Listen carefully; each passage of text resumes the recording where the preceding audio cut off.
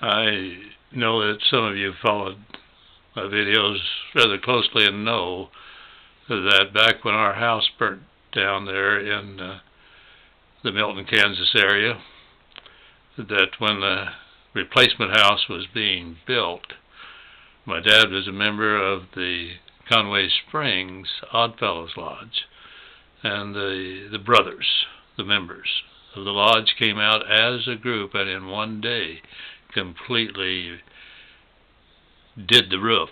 I think they raised the beams that had been prepared ahead of time and completely shingled that house in one day.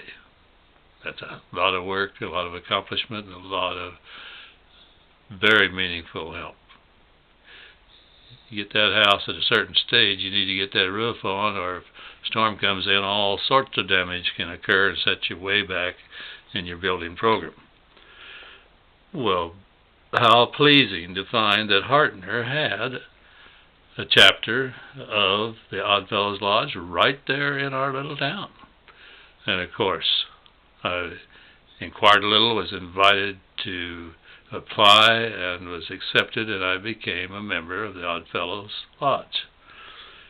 Not only did I enjoy the degree work and the fellowship of that lodge and of those brothers, but it also permitted me to be a visiting Oddfellow and see my dad in action when they were doing degree work, where he, and the one I saw that impressed me so much, he played the part of David in one of the degree work-ups.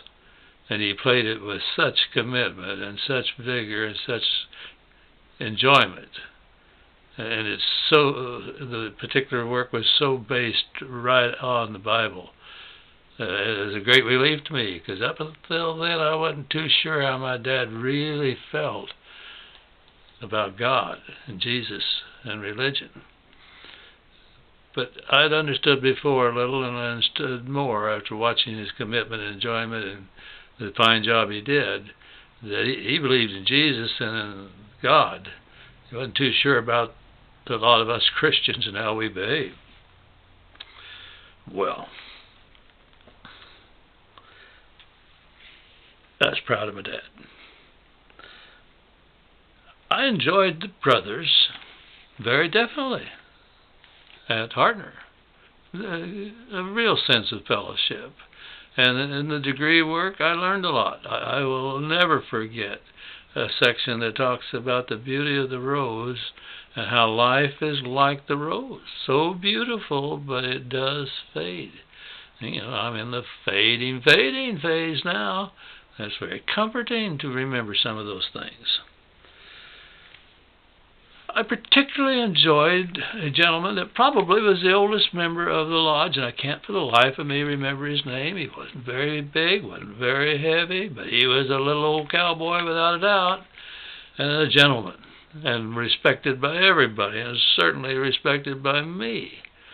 And late in the second school year, when one of the girls got into real trouble with me, and I penalized her heavily for her part, and that'll be another story, he got me aside after a meeting, and he said, "Now, Professor, I'm concerned about that girl." And he said, "If it's a matter of money, I will gladly pay whatever money needs to be paid to balance the matter up."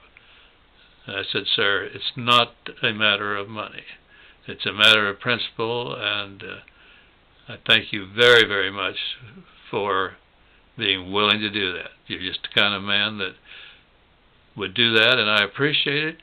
And I think it would be good if you let the family know that you've made the offer."